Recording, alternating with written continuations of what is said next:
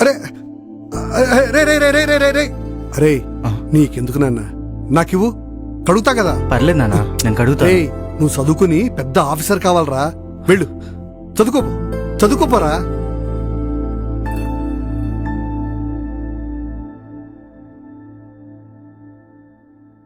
ఒరే చందు, ఈ క్యారేజ్ తీసుకెళ్లి పొలంలో నీళ్లు పెడుతున్నా వీరేకిచ్చిరాకు. రే నువ్వు చదువుకోరా, చదువుకో. ఇటీవు నీకెన్నిసార్లు చెప్పాలి చదువుకునే వాడికి పనులు చెప్పొద్దని. ఏంటయ్యా మీరు వాడికేం పని చెప్పనియరు? పని చేయడానికి నేనున్నాను కదే. అది కాదండి, ఎదిగొచ్చిన కొడుకు మీకేదో చేదోడు వాదుడుగా ఉంటాడని చిన్న చిన్న పనులు చెప్తున్నా, దానికి మీరు... వాడేం పని చేయనక్కర్లేదు, ఆ కష్టాలేదో మనమే పడదాం. వాడికి మంచి ఉద్యోగం వస్తే చాలు. ఈ బాధలన్నీ మనతోనే పోనీయే. వెళ్ళొస్తా.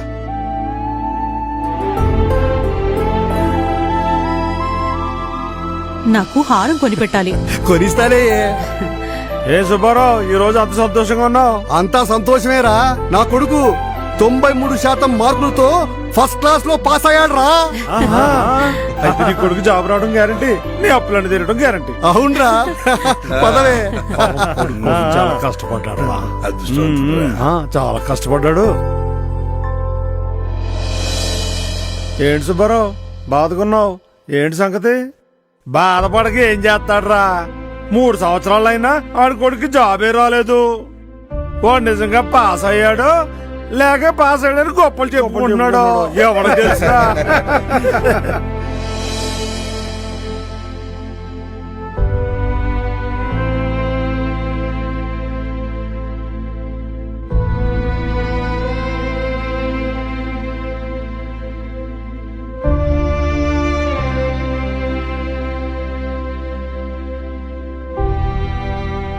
ఏంటండి మీరింకా పడుకోలేదా?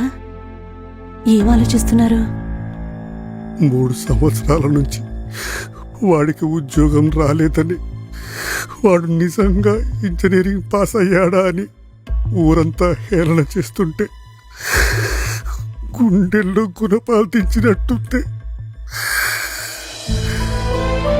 వాడికి ఏదో రోజు ఉద్యోగం వస్తుంది, అప్పుడు చెప్తా వాళ్ళ సంగతి. ఖచ్చితంగా వస్తుందిలేండి, ఏం ఆలోచించకుండా పడుకోండి.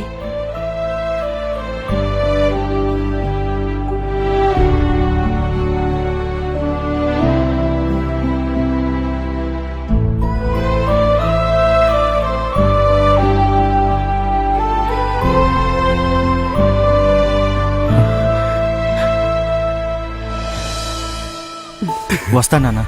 అరే ఇన్నాళ్లకు మంచి ఉద్యోగం వచ్చింది, జాగ్రత్తగా వెళ్ళినా. సరే వెళ్ళొస్తానమ్మా.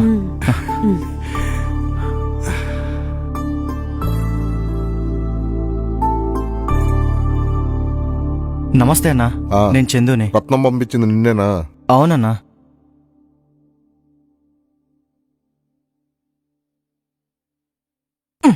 చూడటానికి బాగా చదువుకున్నట్టున్నావు.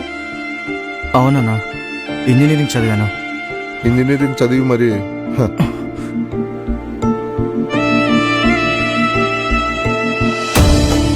తమ్ముడు టీ ఒకటి కొట్టు. అన్నా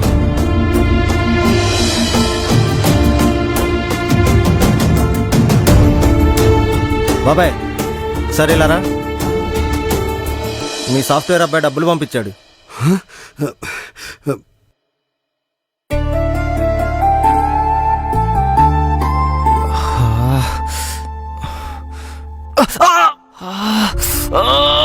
అరే చూసుకో, ఇదిగో కట్టుకో, ఇది కట్టుకో. బాబు టీవు.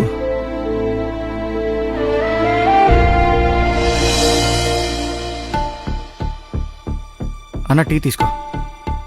అన్న అన్న టీ.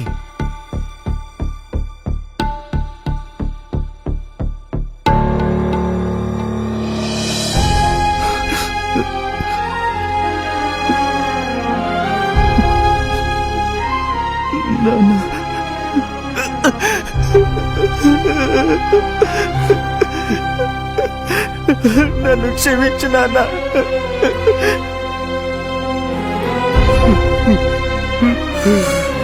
ఇదేనట్రా నువ్వు చేస్తున్న సాఫ్ట్వేర్ ఉద్యోగం?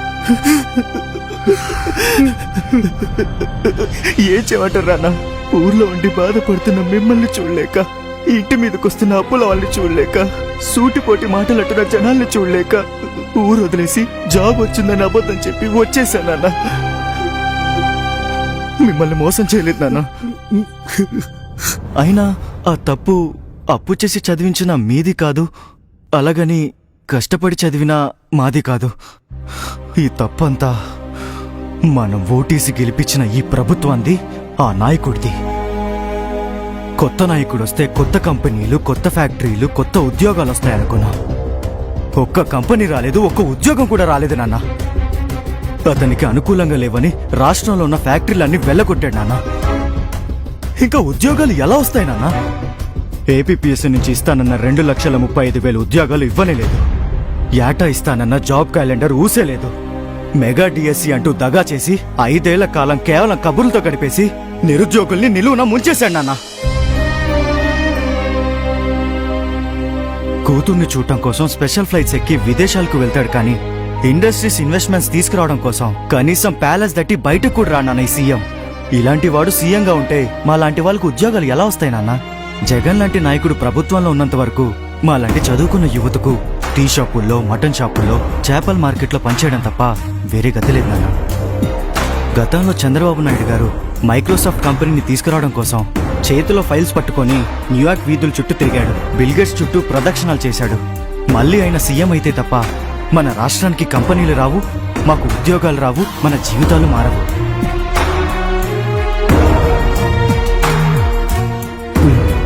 నువ్వు చెప్పింది నిజమేరా. పిల్లలు బాగా చదివితే ఉద్యోగాలు వస్తాయనుకున్నాను, కానీ ఉద్యోగాలు రావాలంటే పాలించేవాడు సమర్థుడే ఉండాలని ఇప్పుడే తెలుసుకున్నాను. ఈసారి అలాంటి నాయకుడిని ఎన్నుకుందాం. మన తప్పును మనమే సరిదిద్దుకుందాం. అవును నాన్న.